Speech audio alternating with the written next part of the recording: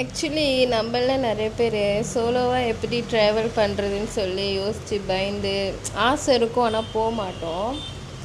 ஆனால் நான் சொல்கிறேன், நம்ம மட்டும்தான் சோலோவாக வரோம் அப்படின்னு நினைக்கிறோம். ஆனால் இங்கே வந்து பார்த்தா தான் தெரியுது எவ்வளோ கேர்ள்ஸ் திரும்ப தனியாக ட்ரிப்பு போகிறாங்க.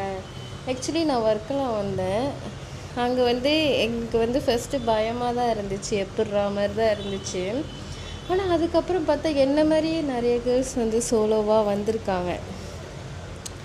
அப்புறம் இங்கே உள்ளவங்களும் எவ்வளோ கைண்டு தெரியுமா? ஏன்னா எனக்கு ஃபோட்டோ எடுக்க கஷ்டமாக இருந்துச்சு. பட் இங்கே உள்ளவங்க, நான் எலிஃபென்ட் சவாரி போனேன். அங்கே அங்கே இருக்கிறவங்க ஒர்க் பண்ணுறவங்க எனக்கு ஃபோட்டோ எடுத்து கொடுத்தாங்க, வீடியோ எடுத்து கொடுத்தாங்க. அதுக்கப்புறம் நான் வந்து மேங்க்ரூவ் காயாக்கிங் போனேன். அங்குள்ள அந்த சேட்டா அவர் எவ்வளோ ஃப்ரெண்ட்லியாக பேசினார் தெரியுமா?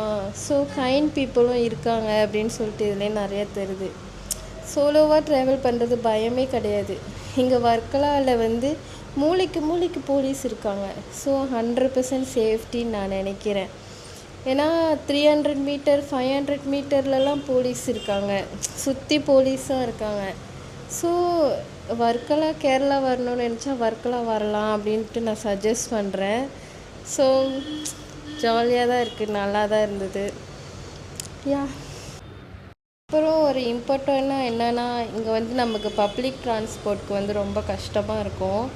ஸோ நீங்கள் இங்கே வந்து ரீச் ஆகிட்டிங்கன்னா இங்கே வந்து பைக்கு, ஸ்கூட்டி எல்லாமே ரெண்டல் தராங்க. நீங்கள் நியர்பை கூகுளில் சர்ச் பண்ணாலே வரும். ஸோ ட்ரான்ஸ்போர்ட் பற்றி ரொம்ப வரி பண்ணவே தேவையில்ல. நம்ம வந்துட்டு ரெண்டல் எடுத்துகிட்டு கூட சுற்றலாம். ஸோ நான் இங்கே வந்துட்டோன்னே ஒரு ஸ்கூட்டி ரெண்டல் எடுத்துக்கிட்டேன். எனக்கு வந்து ரொம்ப ஈஸியாக இருந்துச்சு அதனால். ஸோ எனக்கு ஸ்கூட்டி ஓட்ட தெரியாது, பட் பயந்து தான் எடுத்தேன். பட் என்னாலே ஓட்ட முடியுது. ஸோ எல்லாருனாலையும் எல்லாமே முடியும் அப்படின்னு நான் நினைக்கிறேன். So yeah